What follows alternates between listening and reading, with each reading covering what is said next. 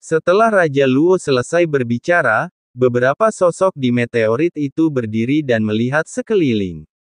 Telapak kaki melangkah maju, dan berubah menjadi pelangi panjang yang bergerak sedikit ke depan.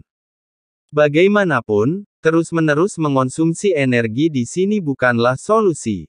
Lebih baik bekerja sama untuk memutus blokade pusaran kehampaan. Semua orang, jika kita bekerja bersama, kita akan mampu memecahkannya.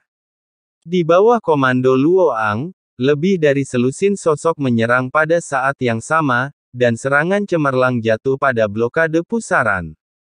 Seperti penghalang yang sangat besar, blokade itu tidak hancur, bahkan setelah semua serangan menimpanya. Sebaliknya, ia membentuk kekuatan rebound yang besar. Tiba-tiba darah dan energi sosok-sosok itu melonjak. Beberapa di antara mereka langsung menyemburkan darah dan menembak keluar. Jelas, mereka semua meremehkan kekuatan blokade ini. Bahkan dengan Luo Ang dan dua dewa, meskipun mereka semua memiliki beberapa keraguan, mereka masih meremehkan kegigihan blokade ini. Kekuatan blokade terlalu kuat. Saya meminta kalian semua untuk bekerja sama, jika tidak, tidak ada yang bisa masuk. Raja Luo kemudian berteriak keras, dan jumlah orang yang telah mengambil tindakan sejauh ini kurang dari 1/5 dari semua orang, bahkan tidak sampai setengahnya, dan beberapa orang kuat belum mengambil tindakan. Tidakkah Anda ingin mengambil tindakan? Melihat sosok yang tidak bergerak di meteorit itu, Luo Ang mengerutkan kening dan berteriak keras. Jangan buang-buang energi Anda. Tidak mungkin untuk menghancurkan blokade ini tanpa Dewa Abadi tingkat ketiga. Raja Luo mengerutkan kening ketika mendengar ini. Tidak heran dia sudah lama berada di sini, tetapi beberapa orang kuat yang menyembunyikan aura kuat mereka belum bergerak. Jadi ini alasannya. Mereka telah menunggu kemunculan Dewa Abadi yang kuat dari tingkat ketiga. Meskipun kita tidak memiliki level ketiga, kita banyak jumlahnya. Tidak bisakah kita menerobos bahkan jika kita bergabung? Luo Ang merasa ada kesempatan karena mereka telah menunggu di sini selama beberapa waktu dan tidak ingin menunda lebih jauh lagi. Kita bukanlah kelompok pertama yang masuk. Jika kita terus menunda, keberuntungan akan diambil oleh mereka sejak lama. Zhu Wei, ambil tindakan cepat. Saat Luo Ang selesai berbicara, banyak orang menunjukkan ekspresi terkejut yang aneh di mata mereka. Rupanya, sebagian orang tidak tahu. Beberapa orang sudah memasuki area misterius itu. Tepat saat semua orang berdiri dari bongkahan meteorit, tiba-tiba terdengar suara-suara aneh di kejauhan. Dua sosok muncul, satu di depan dan satu di belakang. Lelaki tua itu berambut abu-abu dan mengenakan kemeja kain biru. Ia tampak baik hati, tetapi jelas bahwa ia adalah lelaki yang kuat dan berkuasa. Yang ketiga memiliki mata yang baik, tetapi dia jelas seorang pria yang kuat dan berkuasa. Di belakangnya ada seorang laki-laki yang berjalan dan berkata, "Orang tua, apakah kau berbohong padaku? Apakah dia benar-benar akan datang ke sini? Sudah kukatakan ribuan kali, kalian boleh memanggilku master atau tuan, tapi bersikap tidak sopan hanya akan membuat orang menertawakanmu. Bagaimana mungkin seorang guru yang sudah menipu muridnya sedikitnya 100 kali masih mengikuti Anda? Kita seharusnya bersyukur. Kalau kali ini dia tetap tidak muncul, aku akan mengeluarkanmu dari sekteku." Orang tua itu mengangkat alisnya ketika mendengar hal ini. Aku menatap lelaki di sampingku dan berpikir, "Hei, dasar bajingan kecil, kau benar-benar membalikkan keadaan padaku. Aku sudah bercerita kepadamu tentang gosip yang kudapatkan tentang pengusiran sang guru dari sekte. Ada kemungkinan dia akan datang, tetapi tidak ada jaminan. Meskipun Anda mewarisi warisan saya, dia adalah reinkarnasi Tuan. Mengapa kita harus marah padanya? Saya dapat menjamin bahwa Anda akan menjadi salah satu dari 10 orang terkuat di Sensi di masa depan." Bahkan 5 teratas hanyalah reinkarnasi dari sang dewa. Jika dia tidak meninggal muda, dia pasti akan menjadi yang pertama. Orang tua itu berkata dengan marah bahwa dia tidak mengerti mengapa muridnya begitu terobsesi dengan kenyataan bahwa orang tua itu sudah berada di tempat hukuman dewa. Cao Qing adalah pria yang pernah ditemui Xiao Yan sebelumnya, dan pria yang bahkan lebih dikenal Xiao Yan. Dialah yang seharusnya mati dan jatuh.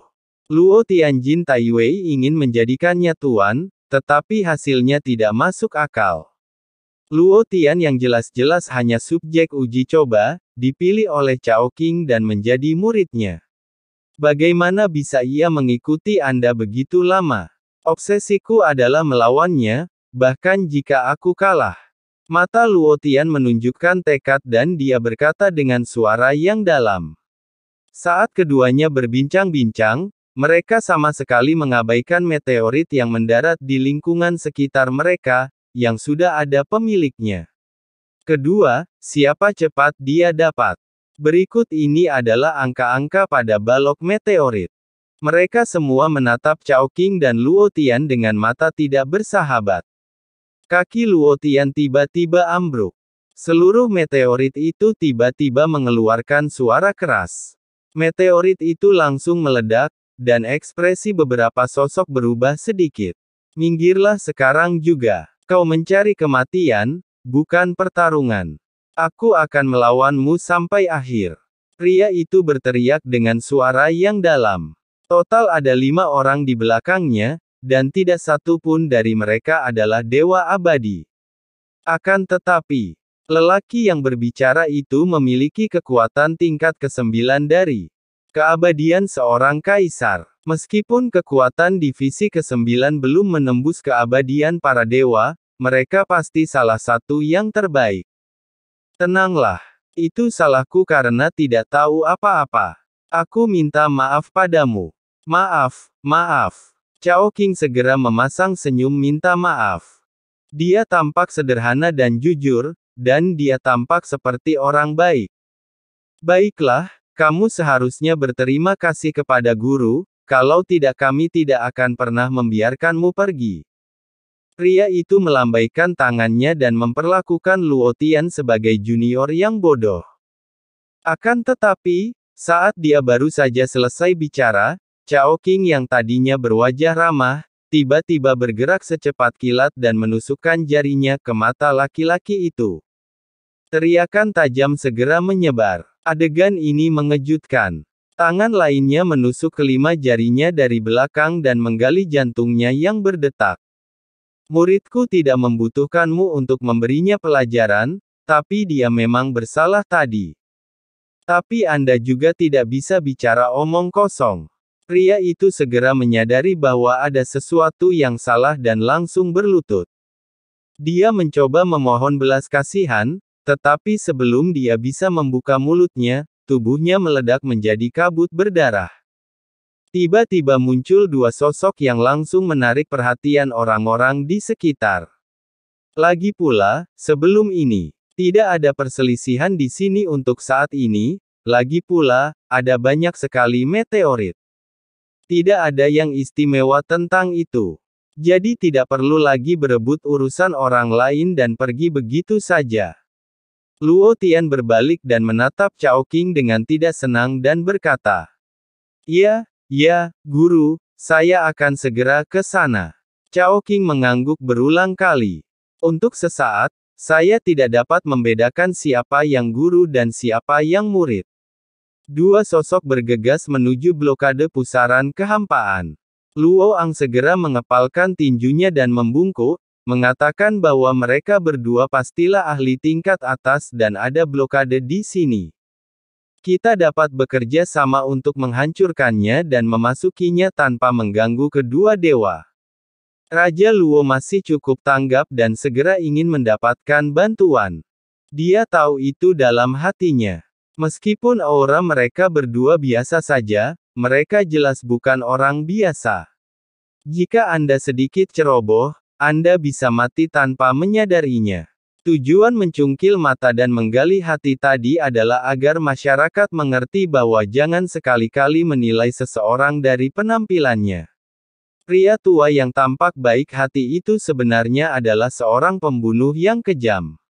Dia jelas-jelas meminta maaf, tetapi dia langsung membunuh orang lainnya tanpa memberinya kesempatan menjelaskan.